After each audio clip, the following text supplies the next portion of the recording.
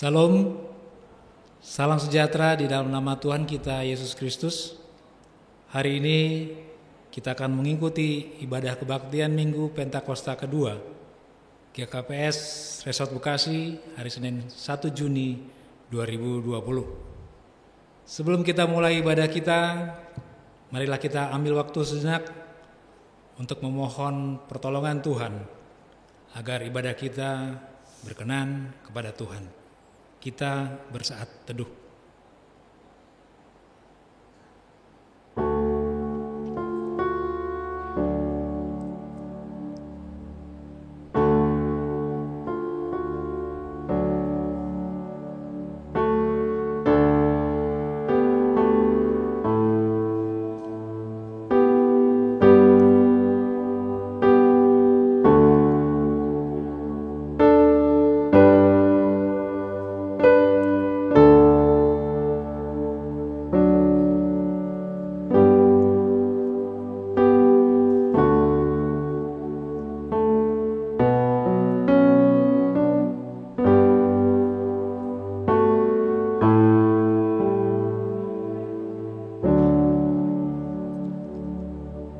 Amin. Marilah kita bangkit berdiri. Di dalam nama Allah Bapa dan Tuhan Yesus Kristus serta Roh Kudus, pencipta langit dan bumi. Amin. Haleluya, haleluya, haleluya.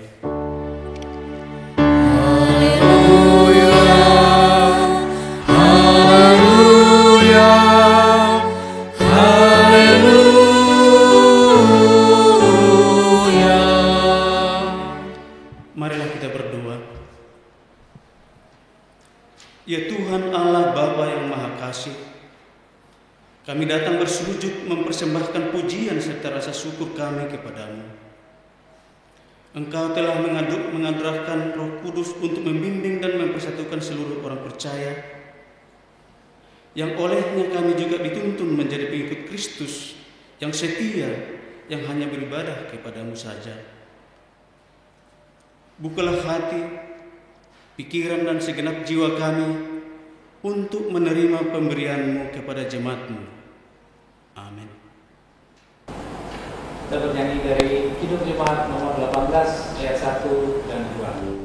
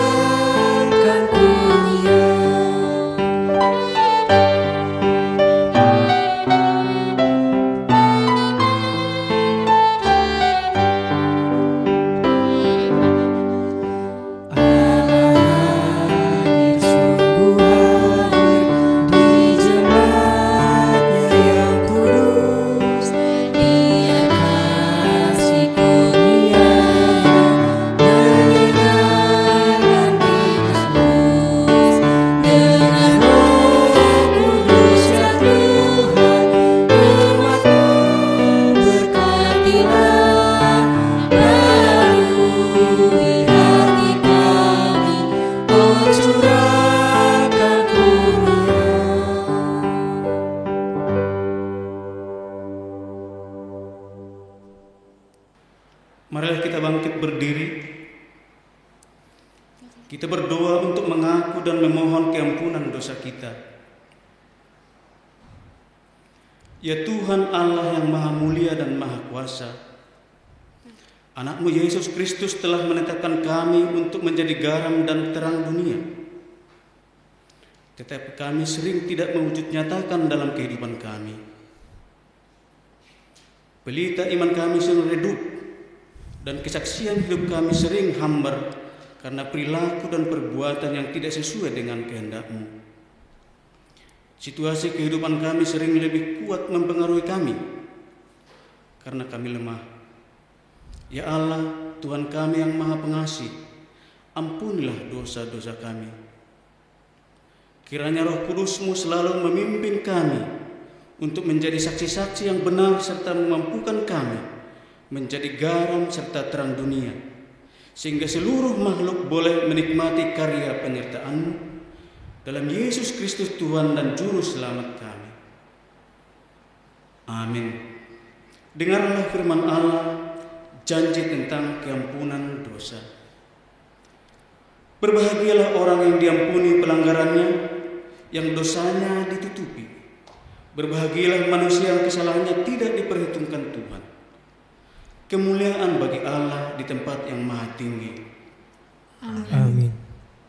Kita bernyanyi dari Kidung Jemaat nomor 37A ayat 1 dan 2.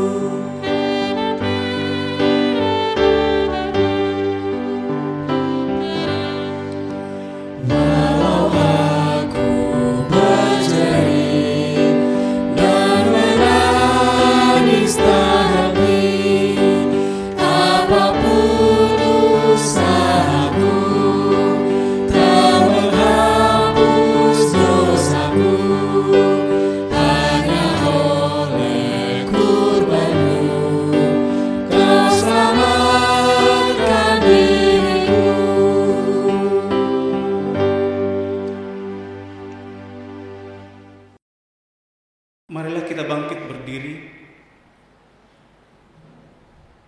Kita mengikrarkan pengakuan iman kita bersama-sama dengan orang percaya di segala tempat, di sepanjang zaman dan masa.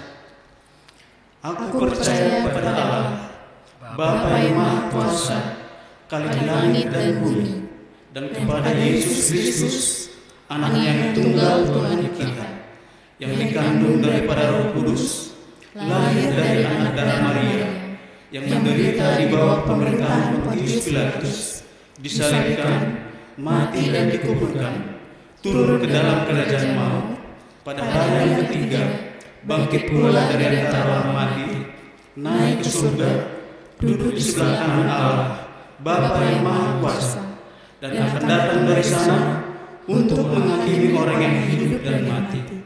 Aku percaya kepada Roh Kudus, gereja yang kudus dan am, persekutuan orang kudus, pengampunan dosa, kebangkitan daging, dan hidup yang kekal.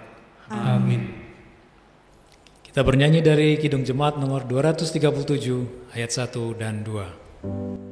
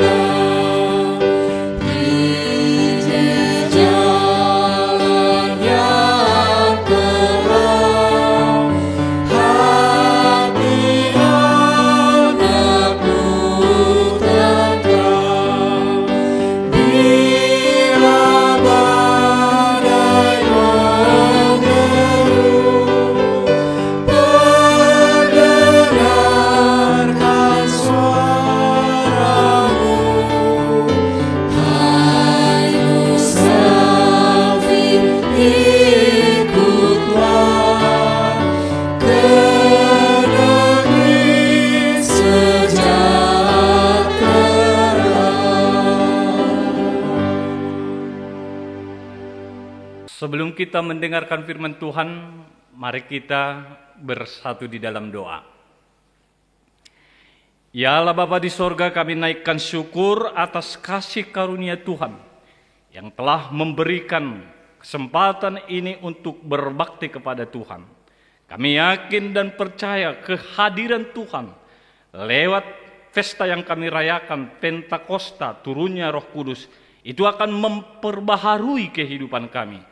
Sehingga masing-masing kami beroleh hikmat untuk mengetahui apa rencana Tuhan dan apa yang Tuhan kehendaki dalam fakta kehidupan kami sehari-hari.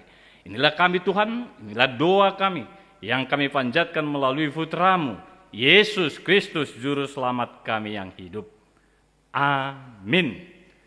Shalom. Apa kabar? Kami harapkan jemaat Tuhan yang ada di GKP Resort Bekasi berada dalam damai sejahtera. Itu karena tuntunan dari Roh Kudus yang kita rayakan pada hari ini, Pentakosta yang kedua. Mari kita persiapkan hati kita baca firman dari kitab 1 Korintus pasal 2 ayat pertama sampai dengan ayat yang kelima. Demikianlah firman Tuhan. Demikian pula ketika aku datang kepadamu saudara-saudara, aku tidak datang dengan kata-kata yang indah atau dengan hikmat untuk menyampaikan kesaksian Allah kepada kamu. Sebab aku telah memutuskan untuk tidak mengetahui apa-apa di antara kamu selain Yesus Kristus, yaitu Dia yang disalibkan. Aku juga telah datang kepadamu dalam kelemahan dan dengan sangat takut dan gentar. Baik perkataanku maupun pemberitaanku tidak kusampaikan dengan kata-kata hikmat yang meyakinkan, tetapi dengan keyakinan akan kekuatan roh, supaya iman kamu jangan bergantung pada hikmat manusia, tetapi pada kekuatan Allah. Demikianlah pembacaan firman. Shalom. Apa kabar? Kami harapkan kita yang mengikuti ibadah online ini berada dalam suasana damai sejahtera. Bapak Ibu jemaat yang terkasih dan saudara-saudara yang dikasihi oleh Tuhan kita Yesus Kristus. Hari ini kita rayakan Pentakosta, yaitu hari memperingati turunnya Roh Kudus. Atau boleh kita sebut dengan kata yang lain, hari berdirinya gereja. Karena gereja ada di dunia ini bukan pekerjaan manusia, tetapi gereja ada di dunia ini adalah karena pekerjaan Roh Kudus. Gereja didefinisikan adalah orang-orang yang dipanggil keluar dari kegelapan dan bersekutu dalam terang. Itulah tindakan, itulah pekerjaan Roh Kudus. Bapak Ibu jemaat yang terkasih dalam nama Tuhan kita Yesus Kristus, kalau kita mengikuti nats tadi, di sini ada latar belakangnya, di mana pada waktu itu jemaat di Korintus berusaha mencari hikmat, tapi hikmat yang bersumber dari akal manusia, sehingga akal manusia itu diperhitungkan sedemikian rupa. Ada orang beranggapan siapa yang berhikmat dianggap orang yang berada dalam level yang tertinggi, kaum terpelajar dan golongan bangsawan. Sehingga pada waktu itu orang berlomba-lomba mengajarkan pikirannya, sehingga banyak orang yang tertarik jadi pengikutnya. Nah, sekelompok jemaat menyarankan kepada Paulus supaya banyak orang mengikut dan mengakui pengajarannya, dia harus juga memiliki hikmat yang bersumber dari akal, sehingga penyampaiannya dan juga isinya, metodenya benar-benar didesain sedemikian rupa, baru jemaat mau mendengar dan mau melakukannya. Tapi Bapak Ibu jemaat yang terkasih dalam nama Tuhan Yesus Kristus, apa tanggapan Paulus tentang hal ini? Dan apa yang diharapkan Paulus lewat khotbahnya, lewat pengajarannya pada waktu itu. Dia tidak bergantung kepada pikiran akal manusia, tetapi dia bergantung kepada kekuatan Tuhan lewat rohnya.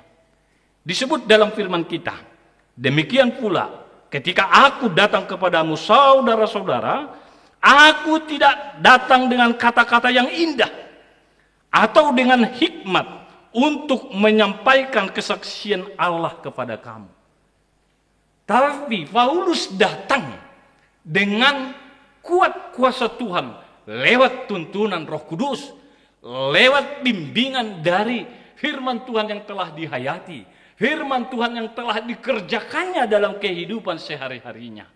Sehingga dia memutuskan, kalau disebut dalam nats kita, sebab aku telah memutuskan untuk tidak mengetahui apa-apa di antara kamu. Itu berarti, Bapak Ibu jemaat yang terkasih dalam nama Tuhan Yesus Kristus, boleh kita aplikasikan ini. Sering kita terhambat melakukan hal-hal yang baik atau membuat terobosan pembaharuan karena ada ikon-ikon di depan kita untuk melarang, untuk menghambat. Tapi Paulus dengan bebas, saya telah memutuskan untuk tidak mengetahui apa-apa tentang situasi ataupun keadaan yang saudara alami. Tetapi saya fokus dalam pemberitaan saya, yaitu tentang Kristus yang telah disalibkan. Dalam pemberitaannya juga, dia membuat suatu pernyataan untuk memberitakan Kristus yang disalibkan, untuk memberitakan Kristus yang telah bangkit, bukan dari akal, bukan dari kemampuan dan kehebatannya secara kognitif, tetapi dari tuntunan Roh Kudus. Sehingga dia dengan gemetar menyampaikan, ataupun dengan takut hormat menyampaikan kebenaran firman pada sewaktu Paulus melayani pada tempat di mana dia melayani pada waktu itu. Nah, Bapak Ibu jemaat yang terkasih dalam nama Tuhan kita Yesus Kristus, kalau kita refleksikan pada saat ini, perkataan kita yang sederhana, jika diurapi dengan kuasa Roh Kudus, akan sanggup menjamah dan mengubah hati orang yang mendengarkannya. Nah, hari-hari ini kita mengalami situasi yang sulit. Ketika perkataan kita, sikap hidup kita, dan juga cara pandang kita dikuasai oleh Roh Kudus, yakin dan percayalah, itu mampu mengubahkan situasi. Nah, ini perlu kita renungkan. Dan ini juga yang dipraktekkan oleh Paulus pada waktu itu. Sehingga pada waktu zamannya orang berlomba-lomba mengejar hikmat dalam segi akal manusia. Tapi Paulus dengan berani, saya tidak akan memakaikan itu. Tapi saya tunduk, takluk kepada tuntunan Roh Kudus. Karena itulah yang memperlengkapi, itulah yang memberi jalan keluar dalam setiap persoalan dan tantangan kehidupan. Nah, Bapak Ibu, jemaat yang terkasih dalam nama Tuhan kita Yesus Kristus, hari ini kita rayakan Pentakosta 2. Tentunya yang menjadi pergumulan dan perenungan bagi kita, hal-hal apakah yang boleh kita renungkan, yang boleh kita perjuangkan lewat Roh Kudus yang sudah berada di tengah-tengah kita, lewat Roh Kudus yang mampu hadir di setiap situasi kondisi yang kita hadapi. Yang pertama, kita harus menyadari hidup menurut bisikan Roh. Sehingga kita tidak terlena hanya memikirkan hal-hal yang dibisikkan oleh apa yang terjadi di sekitar kita. Tetapi kita mampu berdiam diri dan mampu juga membuat suatu tindakan sehingga situasi kita sedikit banyaknya bisa berubah. Baik itu cara pandang maupun menangani kesulitan-kesulitan yang kita hadapi. Ini yang perlu kita renungkan dalam Pentakosta 2, turunnya Roh Kudus yang kita rayakan pada hari ini. Yang kedua,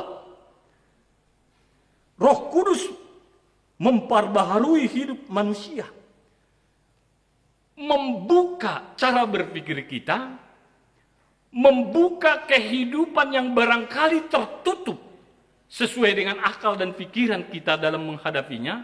Tetapi ketika Roh Kudus ada di tengah-tengah kita, itu akan memperbaharui kehidupan kita. Dia bisa membuka cara pandang baru.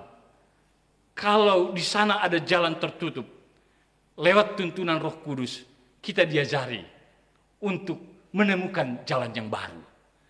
Kalau di sana sudah orang mulai tersesat, atau sudah mulai khawatir dan takut, dengan pekerjaan Roh Kudus, kita diberi kekuatan untuk melihat jalan keluar yang baru.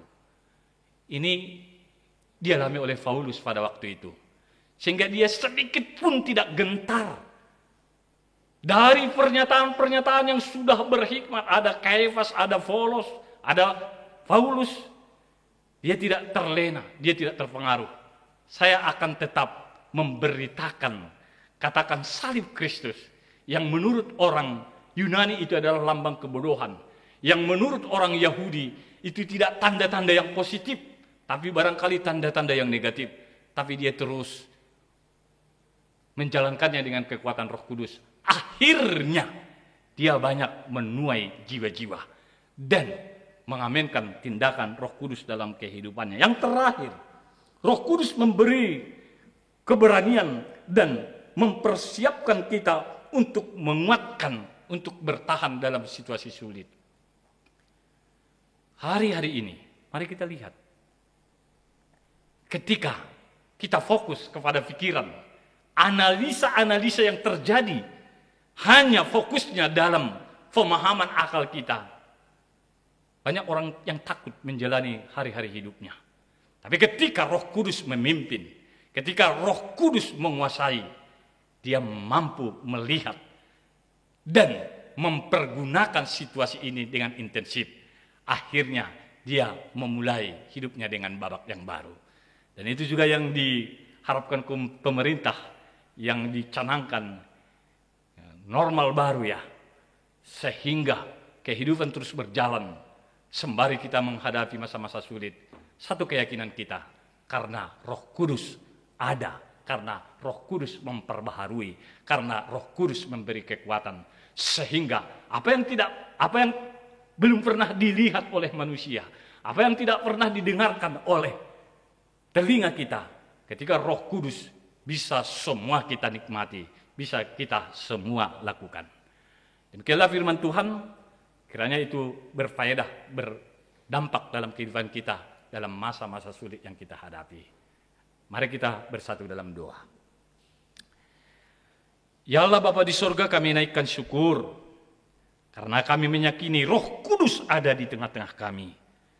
Itulah memberi kekuatan, memperbaharui, dan juga memberi keberanian bagi kami untuk menjalani hari-hari yang sulit, sehingga pada akhirnya kami berkemenangan dan dimampukan untuk bertahan dan mampu juga menjadi biji mata Tuhan dalam kerajaan-Mu. Oh Bapa di surga, berkati jemaat-Mu, berkati keluarga kami, berkati situasi kehidupan kami, apapun itu, sehingga dalam pesta Pentakosta atau tuntunan ini benar-benar kami mempersiapkan diri untuk diperbaharui, untuk dimenangkan oleh Tuhan dari pekerjaan Roh Kudus yang ada di tengah-tengah kami. Inilah kami Tuhan, inilah doa kami. Doa ini kami panjatkan melalui Putra-Mu, Yesus Kristus, Juru Selamat kami yang hidup. Amin. Sebelum kita mengumpulkan persembahan, marilah kita mendengarkan firman Tuhan yang menjadi dasar bagi kita untuk memberikan persembahan, yang tertulis dalam Mazmur 96 ayat 8. Berilah kepada Tuhan kemuliaan namanya, bawalah persembahan dan masuklah ke pelatarannya. Sekarang marilah kita mengumpulkan persembahan kita. Sambil mengumpulkan persembahan, kita menyanyikan lagu pujian berjudul Persembahanku.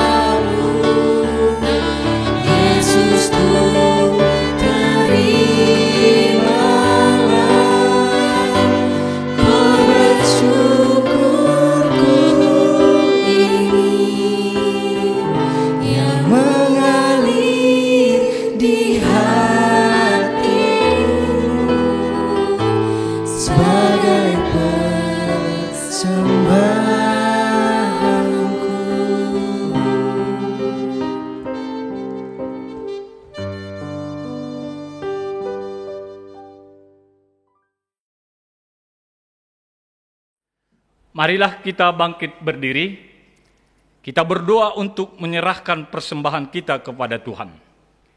Ya Tuhan Allah Bapa yang Maha Murah dan Pengasih, kami bersyukur dan berterima kasih atas segala berkat dan anugerah-Mu yang senantiasa melimpah dalam kehidupan kami. Tuhan telah menyertai kami dan memberkati segala pekerjaan kami hingga hari ini. Dengan rasa syukur dan terima kasih, kami datang ke hadirat-Mu, membawa persembahan syukur dan pujian kami kepadamu, yang sesungguhnya bersumber dari pemberian-Mu jua. Kiranya Engkau berkenan menerimanya untuk kemuliaan nama-Mu. Di dalam nama Yesus Kristus Tuhan kami, terimalah doa persembahan ini. Amin.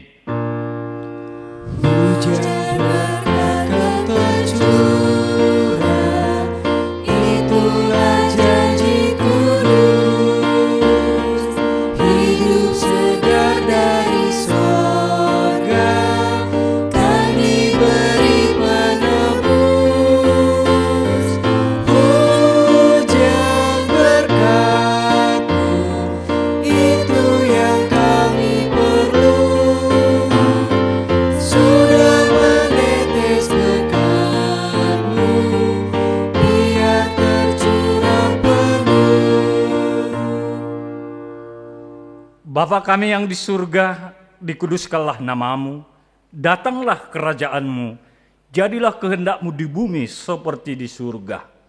Berikanlah kami pada hari ini makanan kami yang secukupnya, dan ampunilah kami akan kesalahan kami, seperti kami juga mengampuni orang yang bersalah kepada kami. Dan janganlah membawa kami ke dalam pencobaan, tetapi lepaskanlah kami daripada yang jahat.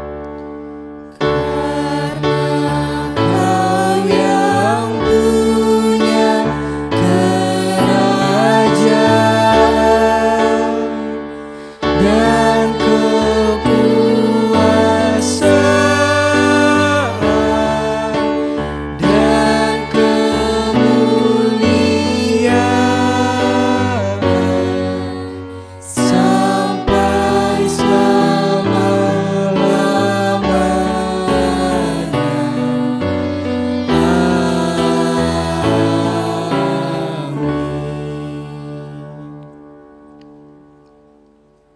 Pulanglah dengan damai sejahtera dan terimalah berkat dari Tuhan Allah. Tuhan memberkati engkau dan melindungi engkau. Tuhan menyinari engkau dengan wajah-Nya dan memberi engkau kasih karunia. Tuhan menghadapkan wajah-Nya kepadamu dan memberi engkau damai sejahtera. Amin.